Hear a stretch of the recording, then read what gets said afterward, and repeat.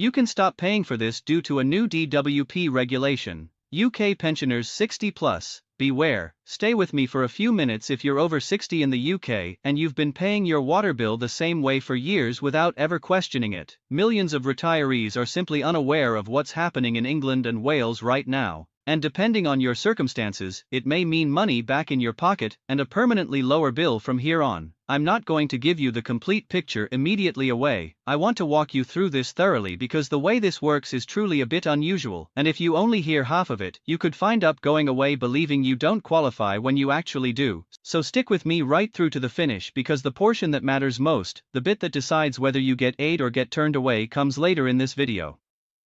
Greetings from UK Pension Insider once again.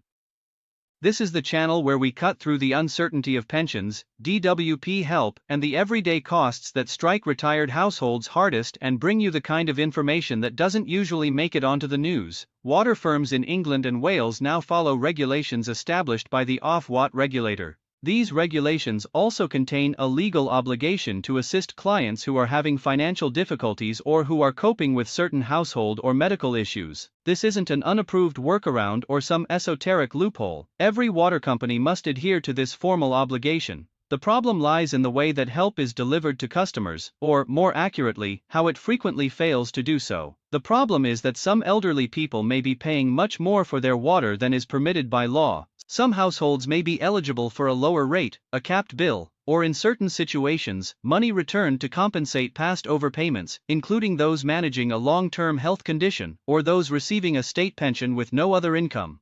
However, the result can be quite different depending on who you talk to and what you ask for.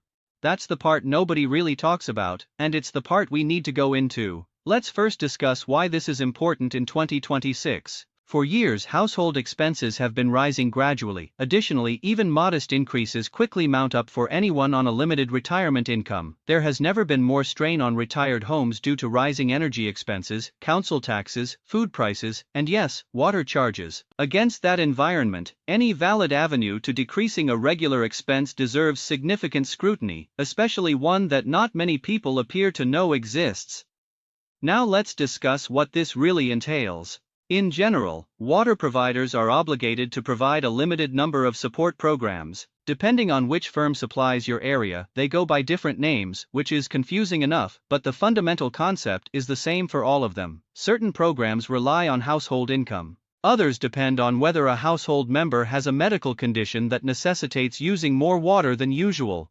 Additionally, there is a whole different path for those who are unable to install a water meter, which impacts a greater number of older houses than you may anticipate. This is when things start to get interesting, and I really want you to focus on it since it's the section that keeps getting folks confused. The person on the other end of the phone will usually verify eligibility against the specific scheme described when a retiree calls their water company to inquire about assistance with their bill. You can just be told you don't qualify if that specific plan doesn't apply to your circumstances. Completely stop. What often doesn't happen is the agent offering information about a different scheme you might genuinely be eligible for. Call handlers frequently operate from a script linked to what was requested, not necessarily because somebody is being dishonest. This means an awful lot of retirees ring up once, get a courteous no, and never call again. Who could hold them accountable? The majority of us believe that the conversation ends when we are informed that we are ineligible. However, a number of retirees who talked about their experiences indicate that may not be the whole picture.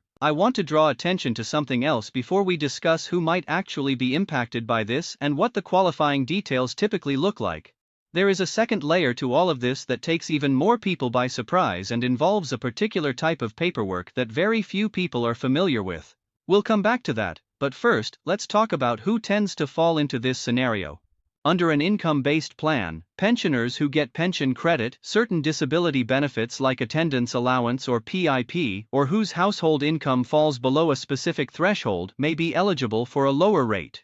Depending on the supplier, the percentage reduction varies, although it can occasionally be significant. Importantly, backdating is possible with some of these techniques. In other words, if you were eligible in the past but never applied, you might be entitled money for that time period, rather than merely a future discount. That detail alone is worth sitting with for a bit. It's possible that a bill you've been discreetly paying in full for months or even years wasn't necessary in the first place. Then there's the medical route, which surprises people the most because it isn't always clear.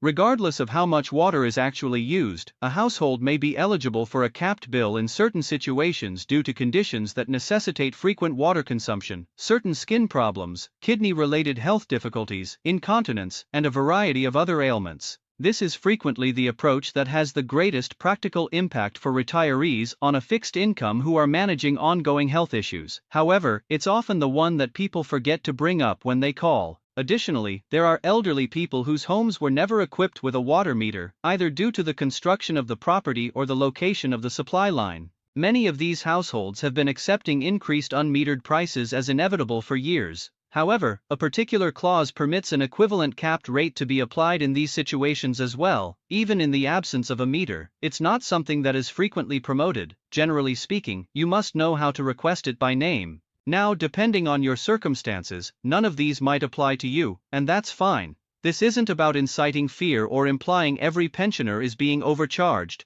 For those to whom it does apply, however, the difference between an ongoing charge that silently depletes your pension each quarter and one that has been appropriately adjusted to reflect what you are truly entitled to pay can make all the difference. This is the article I mentioned before, the one that surprises even those who believe they have previously looked at everything. For the greater need water support route, a doctor must fill out a specific medical evidence form and send it straight to the water company.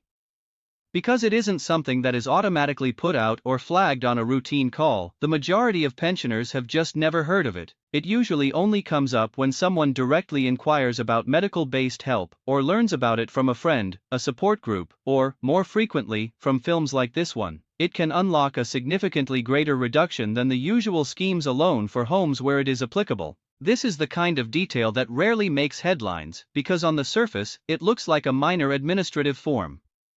However, it can amount to hundreds of pounds annually throughout the remainder of a person's retirement for the right family. What should you do with all of this then? The sensible next step is to get in touch with your own water company and ask them directly about support for pensioners, income-based reductions, medical-based eligibility, and options if your home doesn't have a meter. If you think any of the topics we've covered might apply to you, don't be hesitant to ask more than one inquiry. Additionally, don't assume that one person closes the door on everything. It's quite acceptable to ask again or in a different way if your initial response doesn't sound correct or doesn't align with what you've heard elsewhere. Additionally, Citizens Advice provides free, unbiased advice on precisely this kind of problem if you ever feel uneasy navigating the conversation.